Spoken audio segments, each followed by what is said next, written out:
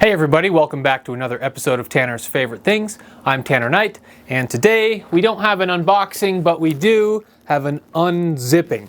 So this is a guitar that I picked up locally, and for those of you who don't know, I live in Utah, and there's quite a few large cities in the northern Utah area with a lot of musicians, so it's a pretty good marketplace for used equipment for the most part. I typically say if you can't find it on Reverb or eBay, then chances are you can find it here on the local marketplace. Unless you're looking for something super obscure or unique, then you probably won't. But if you're looking for just a good general array of quality instruments, then this is the place. But what do we have here? So this is a case. This is a gig bag that says Cases or Cases. I don't know what K-A-C-E-S 3 is, but that's the brand here. It's got a nice zipper pocket and nothing else, just a couple straps on the back. So that's our gig bag. This is not the bag or case which this guitar came with originally, from what I can tell, but let's go ahead and see what's in here. All right, so this is an Ibanez. This is my very first Ibanez electric guitar. And it's not my first Ibanez guitar because I do have an acoustic Ibanez that my wife Gabby bought for me, and I love that guitar. It plays like butter. It's just such a nice playing guitar. I also have very expensive acoustic guitars that were kind of handed down to me from my father, and I hate playing them because for whatever reason, they just play really, really hard. They're hard to play, and my dad was a carpenter, so he had very strong fingers, I guess, and he wanted a guitar he had to wrestle. But I want one that you can slink around and really generally enjoy and play easily. And the Ibanez acoustic guitar is that in spades.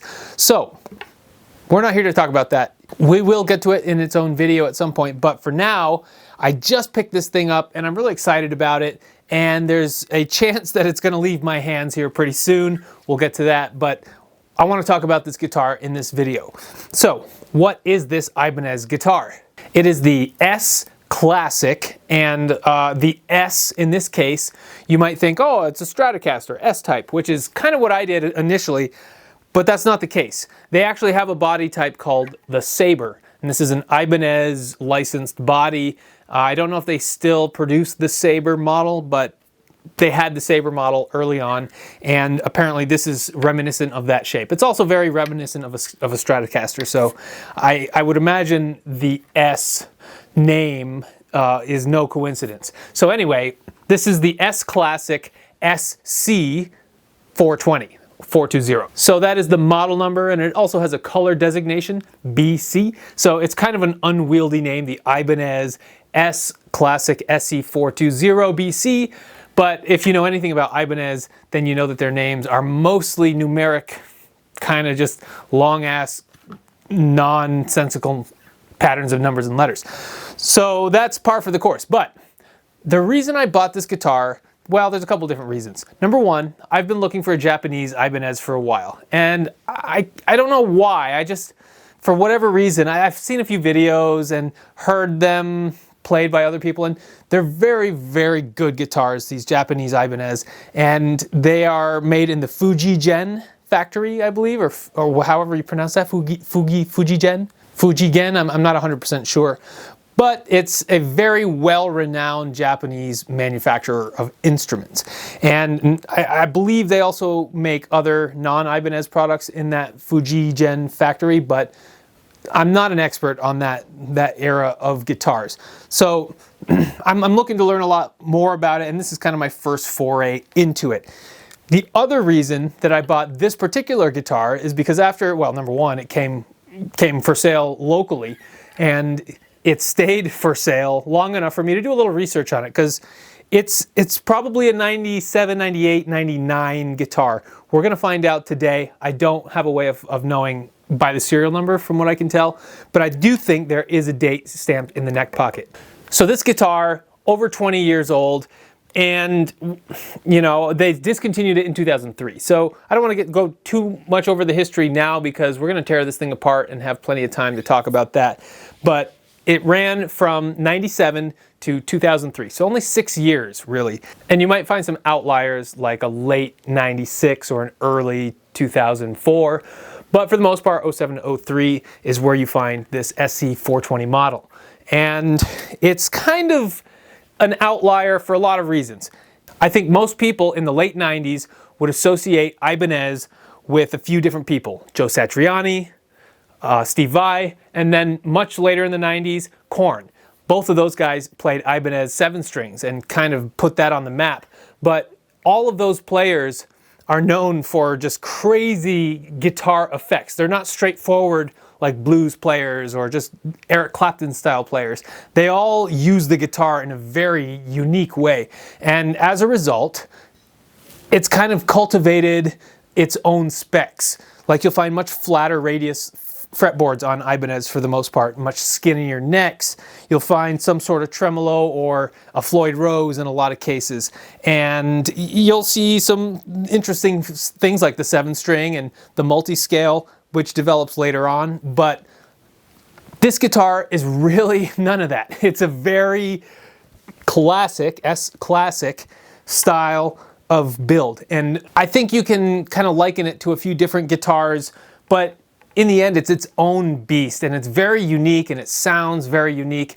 And I took it over to my friend Steve's this weekend and played it, and he played it and just fell in love with it. So it might be moving on to him. We'll see. I don't know. We'll see. But in any event, you have a stop tailpiece, so no whammy bar, nothing to induce bend other than your bending of the strings themselves. We have 2 humbuckers, standard, and volume and a tone. 5-way switch, input jack. So very simple rocker guitar. And we do have binding here, or do we? It's actually faux binding. What you're seeing there is just the mahogany that they masked off and didn't paint. So that's a faux binding effect. And when you kind of get acquainted with this guitar, it kind of reminds you of a few things if you've played a few different guitars. And the very first thing that comes to mind is PRS for me. And I think this headstock alone speaks to the fact that they're trying to mimic a PRS headstock. I just so happen to have a PRS guitar, my McCarty 594. This is not the perfect representation of the PRS guitars because it does have that weird 24.95 inch scale length. And this guitar here has the more PRS-esque scale length of 25.1 inch.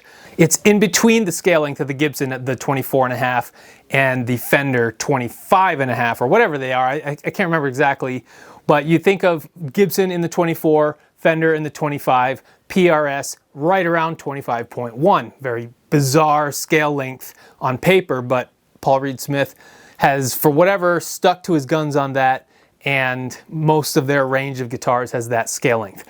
Like I said, this one doesn't. Outlier, but it's there's a whole history here with Ted McCarty and his Gibson lineage with 24.5 inch scale guitars. But anyway, look at the headstock and tell me that they're not trying to go for something PRS. We have 6 straight pull strings. There's no bend on either of these. The cutaway goes the different way, but you can kind of see the similarities. And from the back, I don't know, here, actually, let's do it this way. I think this is probably a better comparison. You can see that we have pretty similar looking headstocks in that regard.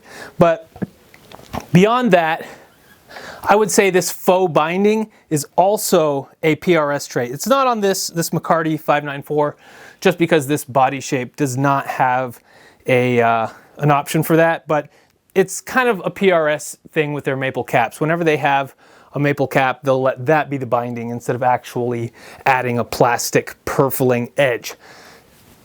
It's a stylistic choice, but very PRS. Another thing that you'll notice here is we have recessed knobs. Both of these knobs are just drilled right in, and they have a very unique way of wiring them. I'm looking forward to tearing this apart because look on the back. We only get one small little circular control panel for 2 knobs. So all of the wiring is stuffed in this oversized cavity here, and they have a clever way of covering it up. Otherwise, we get Strat vibes when we have a angled output jack for your lead. So it's just drilled right in there. There's no chrome insert that they put on top of it like a Stratocaster, but that's something that harkens to the Strat in my mind. And other than that, beyond the shape being semi-Strat-like, it's kind of the end of where the Stratocaster comes into mind with a comparison for this guitar. I know that PRS is known for its dual humbucker layout, but I think that they owe that lineage to Gibson more than anything. So there's really a through line when it comes to guitar building history, and it goes through Fender, through Gibson, through Gretsch, all of those classic builders of the 50s and 60s, and then PRS kind of reinvigorates the American guitar building market in the 80s, and then that triggers companies like Ibanez and Gibson to reply in kind with models that are much more similar to PRS than the two core lineups of either brand. So PRS really makes a huge imprint starting in 1988, mind you. This guitar developed in 1997, less than 10 years. Paul Reed Smith made that big of an impact on the guitar market to influence giant makers like Ibanez and Gibson to come out with models that kind of mimic those specs. And one of the coolest things about this guitar is the carve. This is something that you associate with Gibson and PRS, is a carved top, but this is unique to Ibanez. I have never seen a carve like this. It comes to very thin, slender edges on the ridge, on the edge, and then it's quite thick in the middle, maybe up to 1.5 inches thick in the thickest part of the guitar. So where the tone wood is, it's got chunk and it's got heft, and on the edges, they bevel it on both sides so that your weight is less. You have a much lighter guitar. You still have the beauty of a nice belly carve, and it's unique. It's kind of stunning when you pick it up and look at it and feel how light it is and see how they achieve that. So I know you want to hear what this thing sounds like. It sounds great, let me just tell you, but I cannot stand how filthy it is. This is one of the dirtier guitars that I've ever received, and I bought it locally, so it's probably just been gigged in a local bar for, I don't know, 20 years. Hard to say, but either way, it's filthy. It does have this beautiful little cigarette burn on the back. Just gives it that extra character. Luckily, it doesn't obscure the serial number. It's still there. It says made in Japan. And other than that, we got a small ding here and there. One that goes through the, looks like that one was touched up, went through the clear coat here. And then there's a larger one here where it goes right through the paint to the mahogany wood. Luckily, it's on the back. You don't see it, but it's an honest Playware type chip, and I don't think it takes away from this guitar in any way. So before we play it, let's go ahead and clean it up. I'd like to take a look under the hood at these electronics and see if we can't take this apart and decipher if we have a date code in this neck pocket like the forums say we should. So let's go ahead and get this on the bench and take it apart. So luckily nothing is wrong with this guitar at all. It just is filthy. So let's go ahead and remove these strings, which I was told were brand new. So I'm not going to replace the strings, but we will go ahead and talk about this guitar while we take it apart. So Ibanez could really do no wrong in the 90s. They were pretty much the dominant guitar maker of the 90s, I would say, if one had to be crowned king, more so than Gibson, more so than Fender, and probably more so than PRS as well, but that's only because they had such a huge range of instruments. And if you look at an Ibanez catalog from the 90s, they just have model after model after model and color after color after color, and it gets a little overwhelming, and it's nearly impossible to be an Ibanez expert. And I think most people just stick to one range of Ibanez to be experts in. I could be wrong about that, but you know, you have the gems, the RGs, those are the more famous, popular Ibanez models. And this one does not come to people's minds when they think of popular Ibanez models. That works in my favor in this case because I get a very high quality guitar at a relatively low price just because no one's talking about it. This is not a guitar that people are going crazy about, and I don't know, maybe they should be. I think that this guitar probably appeals to more people today than it did way back when. And I think that's because there's a lot of nostalgia factor that goes into people's buying habits. There's a lot of stuff, but nostalgia is big. And people want to buy guitars that they wanted as a kid or had as a kid or could not afford as a kid. And I don't think most people were even aware of this one in order to want it for Christmas.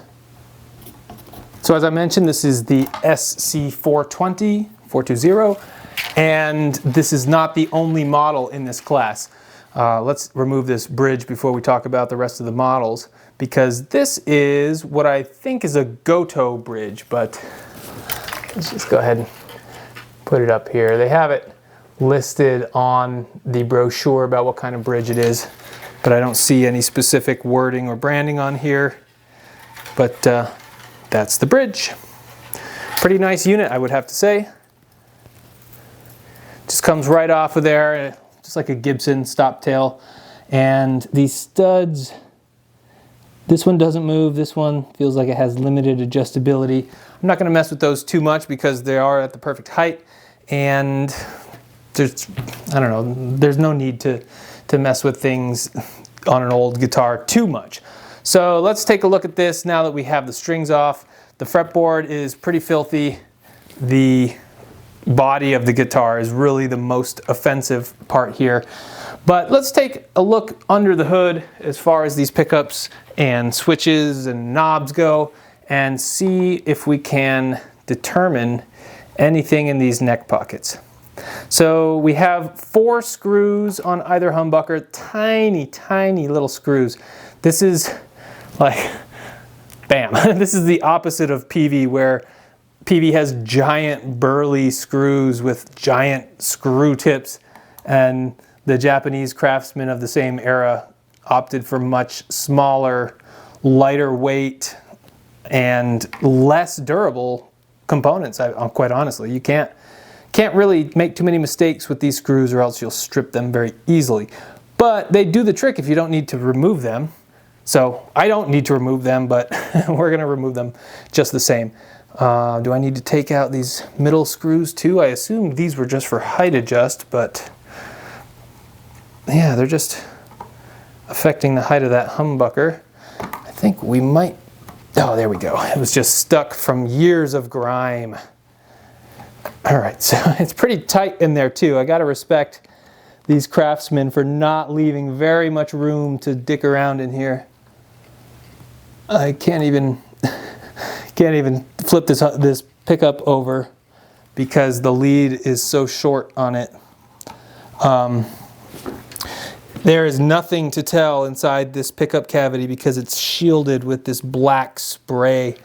And it looks like there's a blue, I don't know, maybe a blue primer or something here. Maybe that's their grain fill, but I see blue under the clear coat here, and then it looks like some blue paint made it onto the fretboard at some point. And I didn't notice that until now, but you can definitely see some of that same blue here on the rosewood fretboard. This is a 22 fret rosewood fretboard with a 12-inch radius. So it's not the flattest radius fretboard, but it still is definitely flatter than a Gibson or a Fender, and probably more in line with that PRS. This is also a rosewood truss rod cover. Let's take that off. Again, tiny, tiny little dinky screws, even smaller than the pickups. Don't want to make a mistake with those. Okay, so this is also supposed to be rosewood, this little S Classic badge. And I don't know what to expect with this truss rod cover, but you can see that our truss rod is not maxed out. Still has some adjustability there according to, I don't know, most truss rods that I've seen. If there's a bunch of threads out, that's a bad sign. But this only has 1 or 2 threads. Okay, so let's go ahead and see what's under door number 2. These pickups are called the V1 and the V2 pickups, which I don't know if that means version 1 or Vi 1, if these were made for Steve Vai or anything. It's kind of hard to get a lot of this information these days, but they're V1 and V2 pickups, humbuckers that are built by Ibanez. And you may be asking yourself, we have two humbuckers. Why is there a 5-way kind of Stratocaster-y switch? What's the deal with that? Well, these pickups are unique in that they are humbuckers, but our 5-way switch offers us a bunch of tonal varieties. We have the ability to be in the bridge humbucker, and then if we put it in position 2, I believe this is how it's wired, we have both of our inner coils in a single coil kind of pairing. In the middle we have standard, just whatever a dual humbucker middle position does, splitting these into basically 2. And then position 4 is this pickup, and it might be just the single coil, but it's this pickup out of phase. So it swaps the phase and gives you another sound there, and then full-on neck humbucker. So pretty cool there. All right, let's take a look at this one. Man, we got no slack to work with. I can't move this or take a look underneath, but we have gold screws with long screws opposing the pole pieces here. They're all the way down through the magnet of the pickup. Again, you can't tell anything from this body just because it's shielded entirely, and maybe that's what's contributing to this being such a quiet guitar, but it is dead silent and very hi-fi, another thing that people associate with PRS. All right, now I'm really interested to see what's under this switch. I doubt we have much wire to work with if these pickups are any indication, so I'm not going to pull too hard on this switch. Those are actually longer screws than the other units. Whew, Bill, this thing is just stuffed in there like a Christmas ham. It is very slender and it has a PCB on it. Any date codes? Does not look like it. It says 2502. I wonder if that's a date code, an 02 date code. It's possible that this is a 2002 guitar. Like I said, they made it between 1997 and 2003. So not much to tell there. Let's take a look at these potentiometers and see again how little wire we're dealing with. These screws are just clearing the knobs. Really interesting design. The knobs themselves are very tactile sort of rubber. They feel good, they turn really well, they're solid, they're not wishy-washy at all. I have not seen anyone take one of these apart on the internet, so again, I'm seeing that blue paint that is kind of showing up. I wonder if they have a blue primer to make this maroon so dark. I'm not a color theorist, so I'm not sure why you would have a blue base under a maroon type paint job, but I don't think these potentiometers, oh, there's a third screw, duh. Sorry. Okay, now those feel easier. There's still very little wire to work with, and it does not look like there's anything on here. These are the cutest little pots I've ever seen. Can't say that they look all that burly or imposing, but they are small and they all fit in this little cavity here, which you get a nice view of that. Nice route, and we lost a little bit of our gasket. Have to make sure that goes on correctly, and more of the same over here. So, mystery not solved. There is nothing printed on these potentiometers. They are just tiny little guys that live in here, and yeah, we are no closer to understanding the secrets of this guitar. For this cleaning, I will be using Dunlop Formula 65. This is a very popular product for a reason, because it works really well. And it's kind of a cleanser and oiling in one. So I'm just going to go ahead and moisten our guitar, clean this face, and then we'll turn it over, remove the neck and the tuners, and figure it out from there. So that's a nice healthy dose. Time to scrub. So I should use a buffing compound for some of these scrapes because they are into the clear coat, is what I would call them. And in order to really get them out, you would need a little bit of grit and just buff a hair of that clear coat down just a bit. But I think for our purposes today, this is going to be a world of difference. So let's go ahead and re-wet our fretboard and scrub some of the grime off of. One thing I will say, Japanese guitars with a rosewood neck are known for being very, very high quality rosewood. And I'm not sure if it's Honduran or Indian or wherever, but that's just one of those things that you'll find very high quality rosewood on most guitars out of Japan with a rosewood neck. And I'm not going to hate on rosewood one bit. I love rosewood, but I love ebony more. And I was looking for an ebony guitar when I was looking for this Ibanez guitar, or at least a guitar with an ebony fretboard. But this one was so nice and it plays so well that I figured it was worth it. And ultimately, it doesn't matter what wood you have underneath your fingers, because I don't know anybody who can really tell a difference, at least while they're playing. These frets are in really good shape. I don't see any pitting, or, well, maybe this first fret has evidence that strings were there. This one, just a tiny bit. Otherwise, they look pretty friggin' good. They're not the biggest frets. They're pretty slim, in fact. And this fretboard actually lightened up, interestingly enough. Most of the time they darken up after you polish them, but this one must have been filthy enough to where it lightened up. So let's go ahead, remove the tuners, remove the neck, and see what we can find.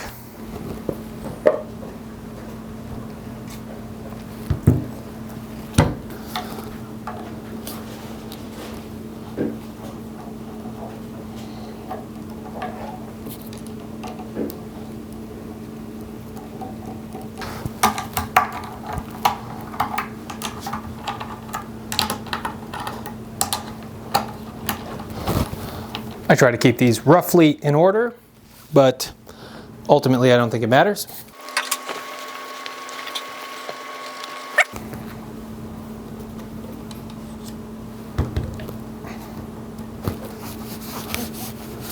Beautiful maple neck. I'm not crazy about the fact that we have a scarf joint, but I think that's just kind of something you have to put up with in this era of guitar building, and maybe beyond if you want a tilt back headstock, and that's exactly what we've got. The tilt back headstock, I think it's 12, 14 degrees, something like that, not 100%. But let's go ahead and take this back plate off first, and then we'll take the neck apart and see what we've got. And there you see it, just a shielded back plate, shiny, no letters or indications on here, and just a nice shielded place to have our jack. And you can see how they got this slanted in there as such. So no secrets revealed just yet, but let's take these screws out and see what we're dealing with. This is a bolt-on style neck, which Ibanez is, I don't know if they're famous for it, but that's kind of, most of their guitars are bolt-on instead of the neck through or set style of neck. You will occasionally find a set neck, especially on artist guitars or signature guitars, but for the most part, it's simpler to design a guitar this way. So theoretically, if you can build a guitar cheaper and sell it for cheaper, then you will have, I don't know, a better option, a better profit margin. I don't know if that's actually true or not, but whew, boy, these things are in there. They have never been taken apart, if I had to guess. So it'll be interesting to see what's under here. I'm being cognizant not to put any downward pressure on the joint. I don't want the last screw to bend or get warped in here.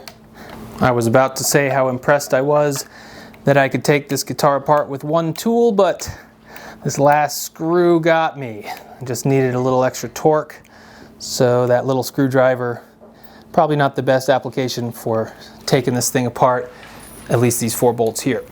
Okay, moment of truth. Whew, that's a tight fit.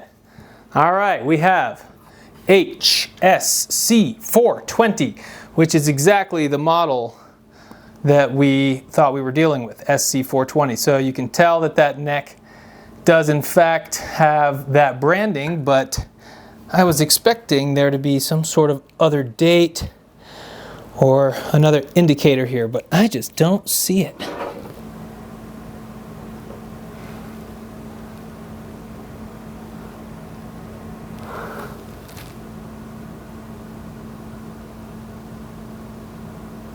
Definitely quite a bit of blue paint on here too.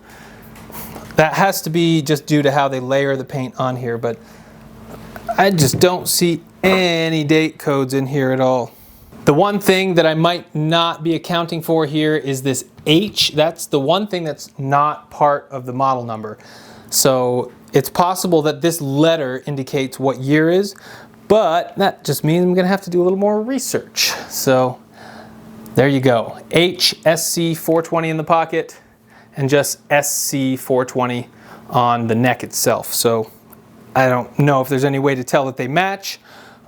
I guess I don't, because they are bolt-on style necks, but while I'm here, let me read this serial number for you, and maybe this is our year code, because it does say F97 in kind of a larger font, and then it goes to 18669. And typically when you have a 9 and a 7 grouped together, that's a pretty good indicator of a year code. So I'll have to consult the old interwebs and see if that's the case. All right, well, that's all we can get from this installment. Let's go ahead, wipe down the back, and put her back together.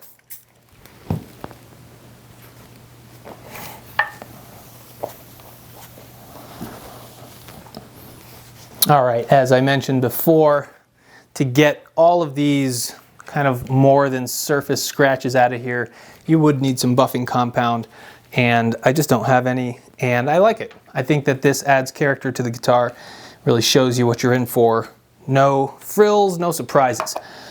Okay, so we talked about the SC420. I mentioned that we will now talk about the other models in the range. The 420s, think of it as the standard. That's your standard build. That's what they base their specs off of. There's also a 220, an SC220, which you can kind of think of as a special. It's a lesser spec'd version of this guitar. It forgoes the back carve, and it has the jack, the output jack on the side instead of the front, and I believe you do not get the faux binding around the edges. My battery died there, so might not have caught all of that, but we'll keep going. Just got the tuners sort of in place. Just gotta get the rest of it in place with the screws and tighten them up, because they also have seen better days.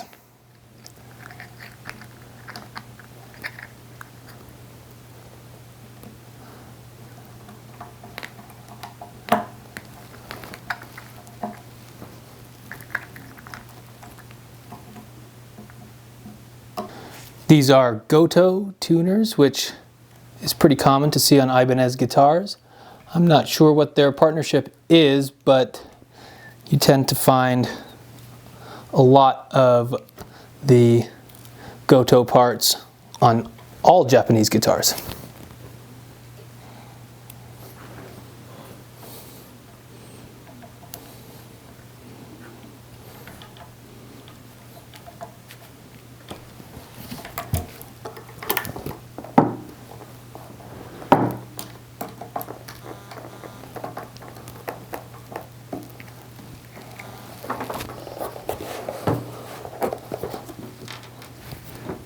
All right, so now our tuners are rock solid, so we should be able to just remount our bridge and string it up.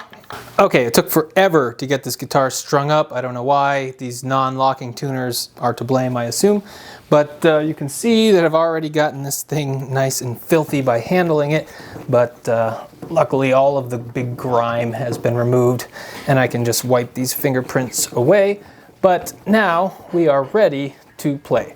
And I'm afraid that the playing demo will have to take place in another day. So please forgive my wardrobe change when you see me with this guitar next.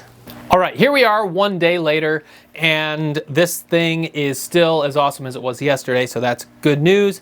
And we've got it plugged into the 5150. So we're going Ibanez through the pedal board into the 5150 out of this EVH 2x12 cab. We have two Electro Voice EVM 12L/S speaker variants in this 2x12 cab. So that's a really rock solid combination, and one of my favorites these days. I'd say I plug into this rig more often than not. But this guitar sounds great in any amplifier with any cab and any speaker. So that's really good news. And I attribute that to these pickups. They're kind of hi-fi. They have a lot to say, but they're not too in your face. So kind of a tightrope walk that they're walking there.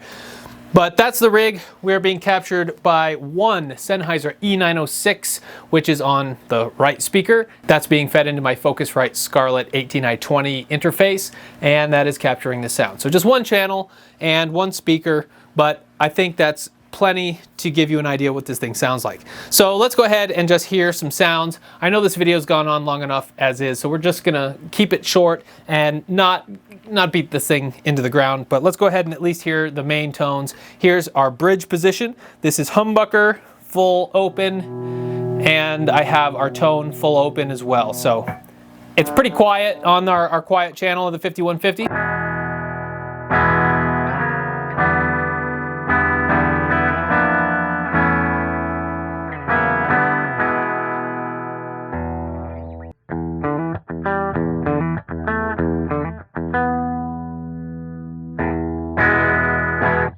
Really nice clean sound, and let's just go through the other sounds real quick. This is our humbucker and neck inner coils on position 2, I believe. Correct me if I'm wrong, but I believe that's our single coils, inner coils on position 2.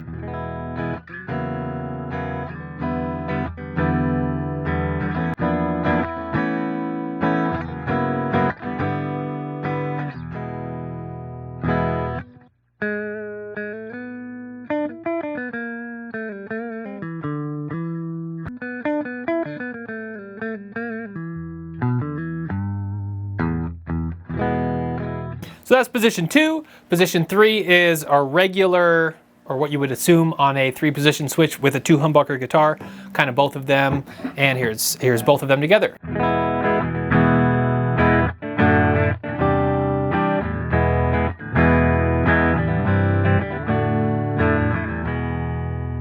And our position 4, which I believe is this pickup out of phase, or it could also just be this single side of the coil out of phase. There's a lot here, so I apologize for not knowing every single aspect of these positions, but just know that it's not your standard 5-way switch on a 2 humbucker guitar.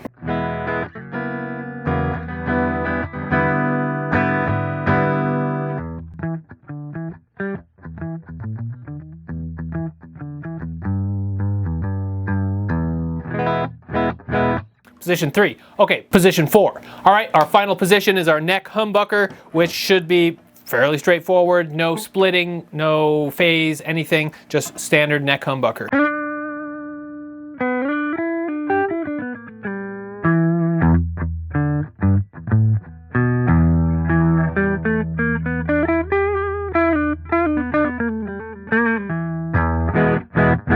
So there's all 5 positions on this guitar in a clean setting, and I think that you'll probably stick to either the bridge or the neck humbucker if you are going to add some dirt to it, but it's nice to know that we have a few of those other options that can give us some tonal variety. So from here on out, we're just going to stick to the bridge or the neck, keep it simple, and give you kind of a real-world demo of this guitar with some dirty sounds. Let's start with a tube screamer. That's always where I like to start when it comes to adding a little bit of dirt. It's kind of a rhythm crunch, not necessarily a full-on lead, at least on my pedal board. So here we go, Ibanez tube screamer into an Ibanez SC420 guitar.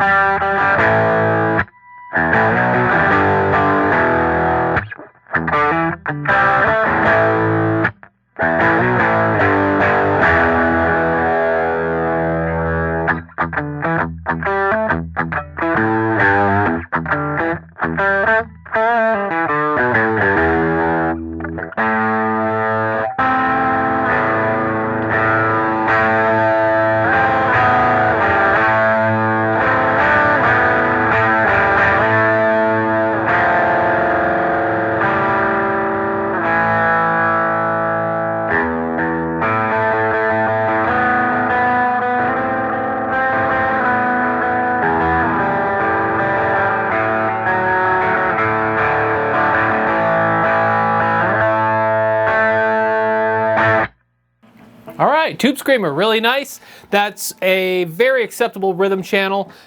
Let's go ahead and just hear it a little up higher on the neck.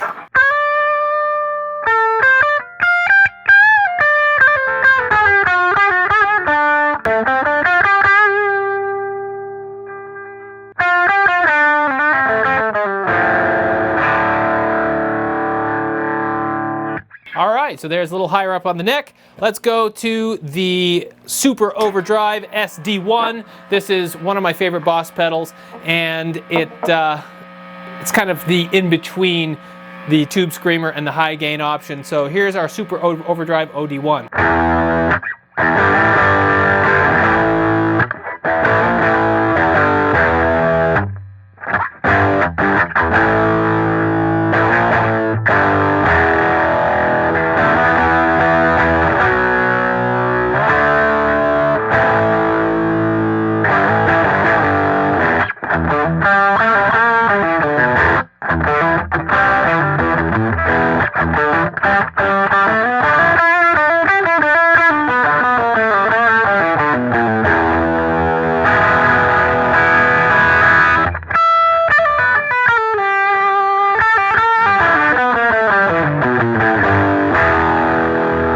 So what can I tell you about this guitar other than it just freaking plays so nicely? I kind of don't even want to say anything. I just want to play it.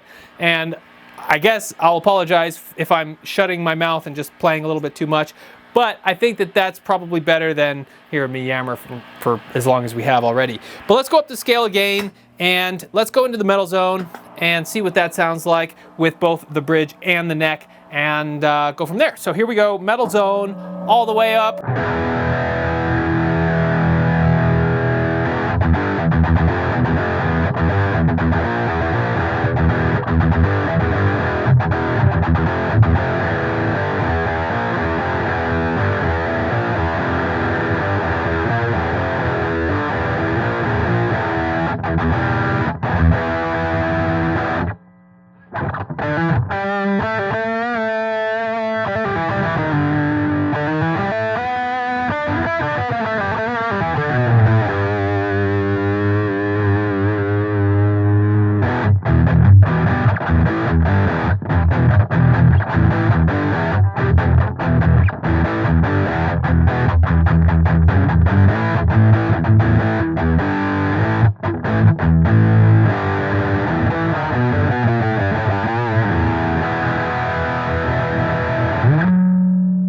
So there's our bridge humbucker with the metal zone. That's a pretty classic sound, pure metal, and it's not too heavy that it wouldn't fit in with a little George Thorogood there.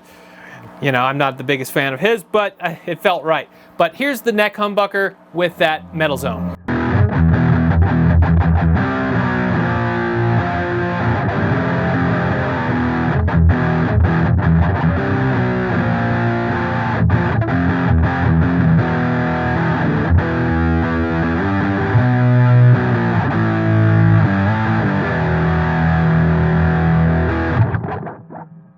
So I would say the neck humbucker is a little too round, a little undefined with the metal zone, so probably not the best combo, but I love that humbucker in the metal zone with the humbucker position all the way open. Sounds like this.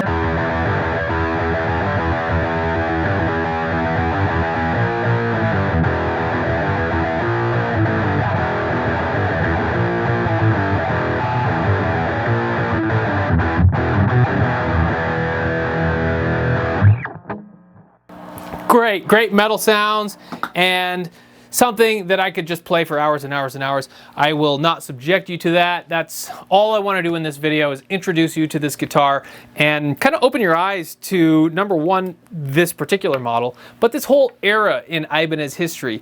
They were on top of the world in the late 90s, and they were selling pretty much more guitars than anyone else, and they had the prestige, not to quote their line of custom shop guitars, but they had the prestige and the extra cash flow, I guess, to experiment a little bit. And they came out with something like this, which is not what you would expect a late 90s Ibanez to look and feel like, but it sounds pretty much on point for what I would expect. It's not the most metal hungry guitar that you'll come across. There's no whammy bar, so it's not for that application. But it can sure chug. These humbuckers are rich, they are full, they're not too trebly or too bass heavy. Just a really nice combination of sounds and something unique, something you don't necessarily hear from a Gibson or a PRS humbucker. So cool. I hope that you guys liked learning about this guitar. If you have any specific history with this model or any of the 220 or the 620 or even the 1620, I would love to hear your take. And if you have any pictures or videos, send them my way so we can check them out. So as always, feel free to like and subscribe if you like this content. That always helps. And hopefully I will see you on the next one.